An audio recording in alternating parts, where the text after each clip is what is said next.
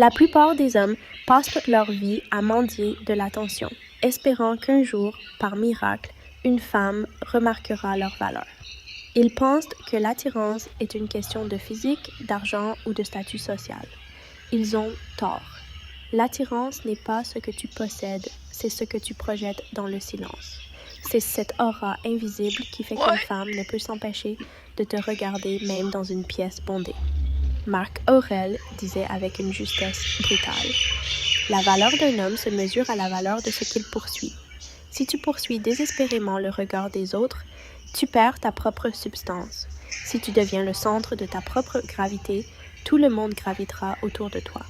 Pour ceux qui veulent réellement comprendre la mécanique profonde de l'attraction masculine, j'ai résumé les fondements de cette transformation dans le livre « Le manuel sexuel du stoïen impitoyable ». Le troisième lien en description ou dans le commentaire épinglé te donnera accès à ce savoir si tu es prêt à arrêter de jouer les spectateurs dans ta propre vie. Le premier secret de l'attirance, c'est l'impassibilité. La plupart des hommes sont prévisibles. Ils réagissent au moindre sourire, à la moindre insulte, au moindre changement d'humeur de la femme qu'ils convoitent. Ils sont comme des feuilles mortes emportées par le vent. Une femme instinctivement cherche un rocher. Elle cherche un homme dont l'état émotionnel ne dépend pas de ses caprices. Quand tu restes calme face au chaos, tu deviens une ancre. C'est cette stabilité qui crée le désir. Un homme qui ne peut pas être perturbé par une femme est un homme qui possède un pouvoir immense. C'est la différence entre le garçon qui cherche une validation et l'homme qui offre une direction. Le deuxième secret réside dans le mystère contrôlé. Aujourd'hui, tout le monde expose sa vie sur les écrans. On sait tout de tout le monde avant même d'avoir échangé un mot. L'attirance meurt dans la transparence totale. Pour être réellement attirant, tu dois être une énigme que l'on a envie de résoudre.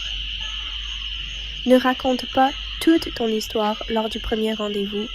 Garde des parts d'ombre. Laisse-la se demander ce que tu penses réellement, ce que tu fais quand tu n'es pas avec elle. Ce vide que tu laisses est l'espace où son imagination va travailler. Et l'imagination est le moteur le plus puissant de la séduction féminine. Pour approfondir ces concepts et apprendre à maîtriser les dynamics de pouvoir dans la séduction, je t'invite à explorer le deuxième lien en description ou dans les commentaires épinglés. Tu y trouveras le manuel brutal du séducteur stoïque, un guide conçu pour ceux qui ne veulent plus laisser leur destin amoureux au hasard. Le troisième secret est la confiance sans arrogance. La confiance, ce n'est pas crier que tu es le meilleur. C'est le calme de celui qui sait exactement ce qu'il vaut sans avoir besoin de le prouver. C'est la manière dont tu marches dans la rue, dont tu t'adresses à un serveur, dont tu maintiens un regard sensible. Les femmes possèdent un radar psychologique très fin pour détecter l'insécurité cachée sous des couches de faux courage. Si tu joues un rôle, elles le verront. Si tu incarnes ta propre vérité, elles seront désarmées. C'est ici que je te demande de réfléchir. Es-tu vraiment prêt à devenir cet homme ou préfères-tu rester dans le confort de ton insécurité? Si tu veux vraiment comprendre pourquoi elles disent souvent le contraire de ce qu'elles pensent, clique sur le troisième lien en description. Il est temps de passer au niveau supérieur. Soit tu décides de décoder la réalité, soit tu restes dans l'ignorance. La frustration que tu ressens en ce moment est le signe que tu es prêt pour le changement. Le quatrième secret est l'intentionnalité. Un homme attirant ne tourne pas autour du pot. Il ne cherche pas à être aimé de tous. Il choisit. Quand tu sais ce que tu veux, tu arrêtes de chercher l'approbation. La femme qui te voit agir avec détermination comprend instantanément que tu ne fais pas partie des hommes qui attendent une permission. Cette audace est rare. Elle est électrisante. Beaucoup d'hommes ont peur de paraître trop directs, de peur d'être rejetés. Mais le rejet est une donnée négligeable pour celui qui a compris sa propre valeur. Le vrai danger, c'est de ne jamais avoir tenté, de ne jamais avoir affirmé son désir.